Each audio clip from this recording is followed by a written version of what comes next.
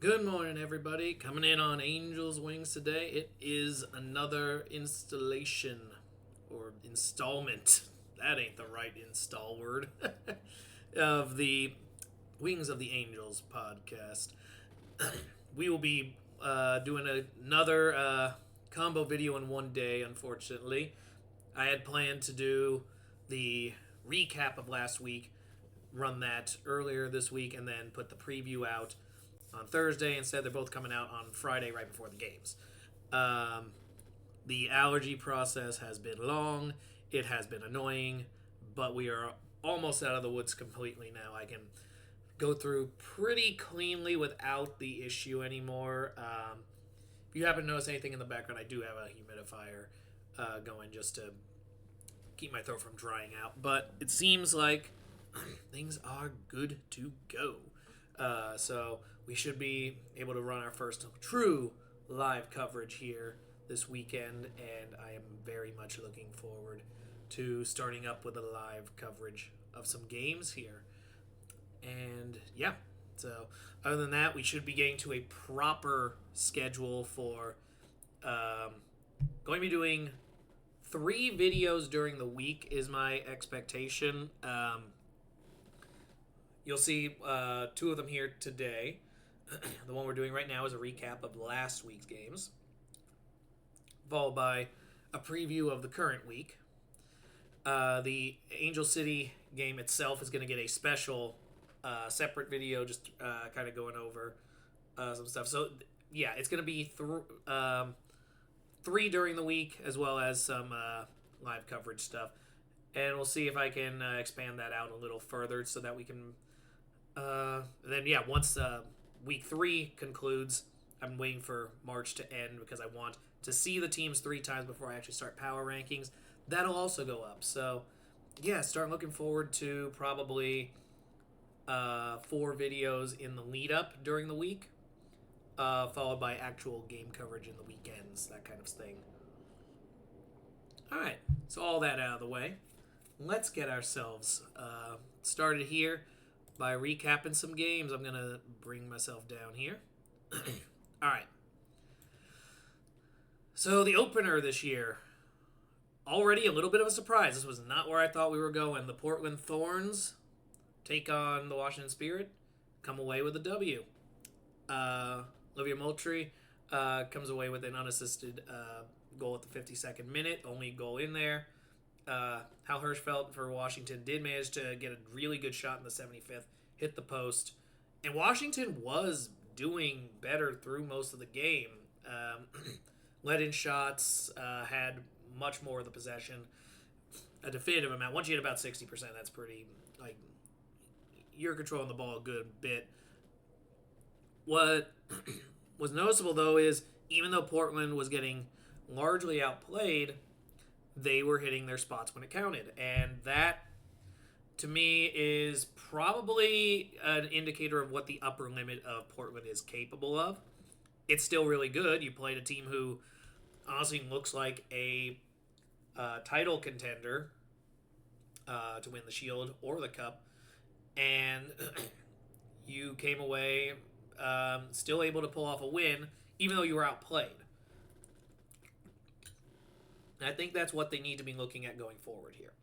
They are capable, but they're going to probably need to make some moves, and they're going to need a lot to click for them to make this a permanent thing. I think my estimate of them is actually probably pretty accurate. They're going to be in the lower half of the conference this year, or not the lower half of the playoff. So I would not expect them to be top 4, but I do expect them in the 5 through 8 range for sure. All right, so moving forward.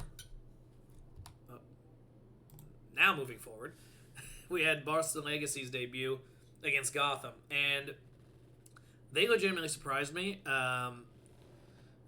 They played a very balanced game with Gotham, which I was not expecting. I didn't think Boston was going to step up that quickly. It actually made me a little concerned because other than Esther Gonzalez getting a rebound shot that led to the goal on the 55th minute, Boston ended up getting really just making the mistakes themselves and kind of undoing themselves. So Gotham really, I didn't feel like showed up ready for week one in like the way you would expect a defending champion to. So I had them easily taking a top three position or contending for it with North Carolina. After what I saw this week, I feel like North Carolina is more the three. Gotham still probably number four, could end up dropping to 5 or 6, but there is.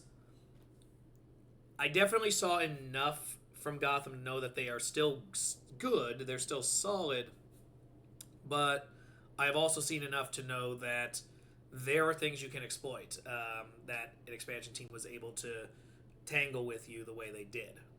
So, and it was a very defensive heavy game. We'll see if as they get into more open field, if that changes things. I'm hoping it'll be pretty. It'll be a pretty interesting season. Always good when we can have some new contenders. So, speaking of, Kansas City legitimately surprised me by how much weaker they looked this year.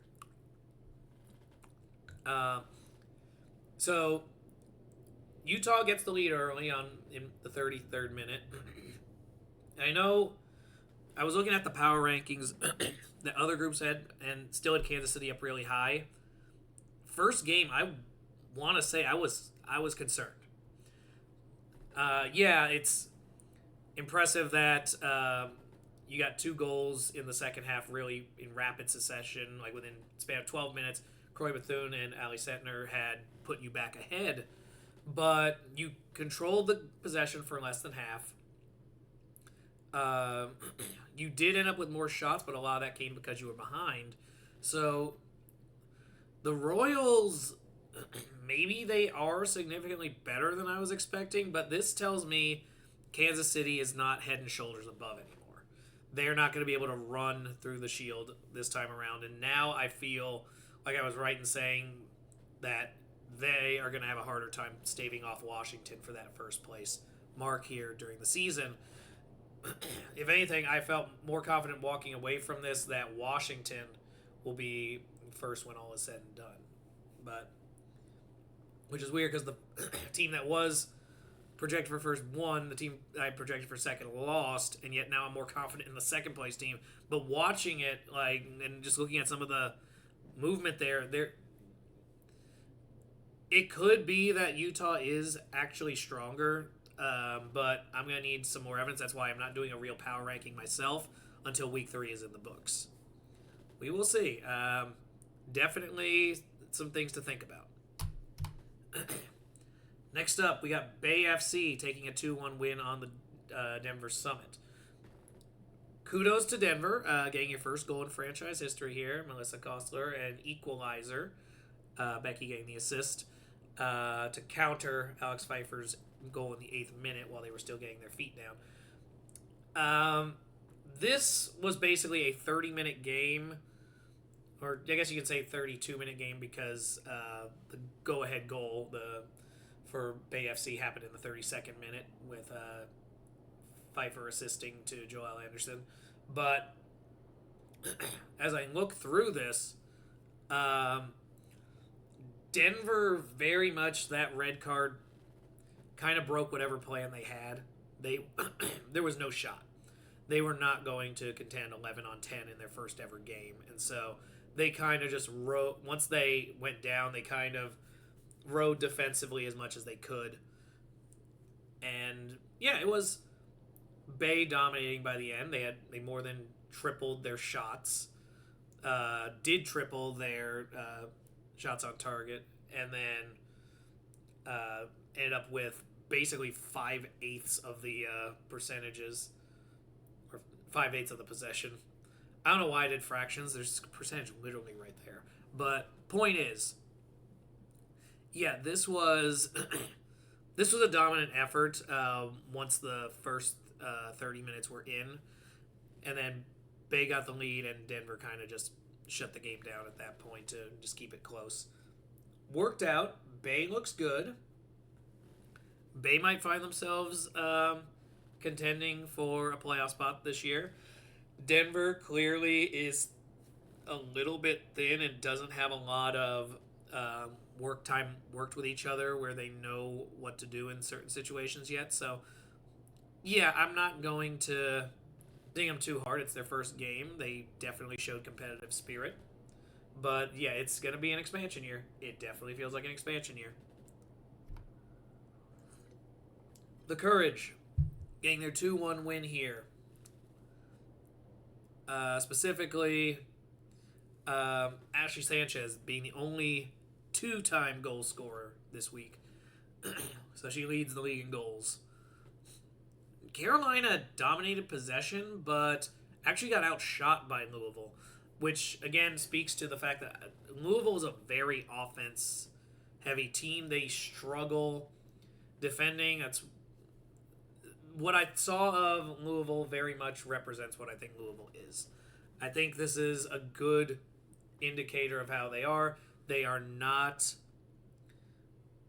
They're not at that highest echelon where I think we've got Kansas City, Washington, Gotham, and North Carolina. I think those are the four biggies right now. But Louisville's definitely in that contend for a playoff spot category. Just depends on if their offense is going to be explosive enough to override everything defensively. Sarah Weber got a. I'm calling it cleanly her goal, but it did go off of a back, which is why the ball actually was able to go in. So it's technically an own goal, but no, that was all driven by Weber. And yeah, fun game all around. Good stuff. Houston. This is pretty much how Houston's going to be having to win games. I can't believe they pulled this off.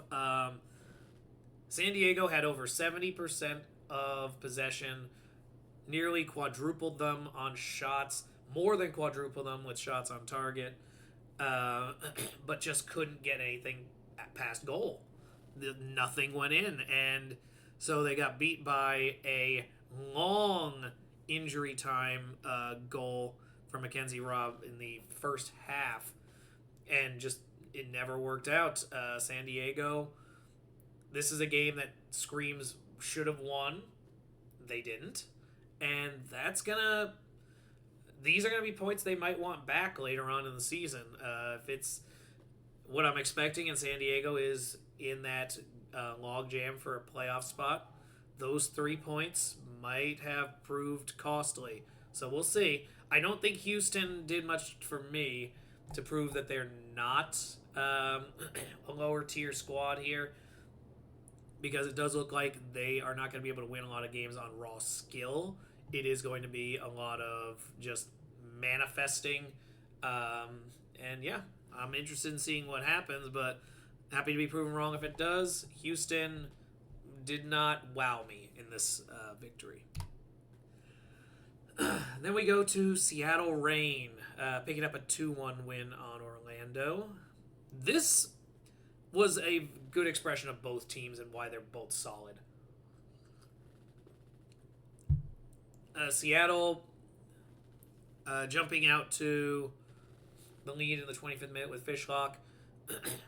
Banda taking advantage of a moment after a yellow card, just cutting through the field, getting a goal here for Orlando to equalize it. And it wasn't until Ratcliffe got a goal. Mondesir, by the way, 2 assists. Very nice work in Seattle.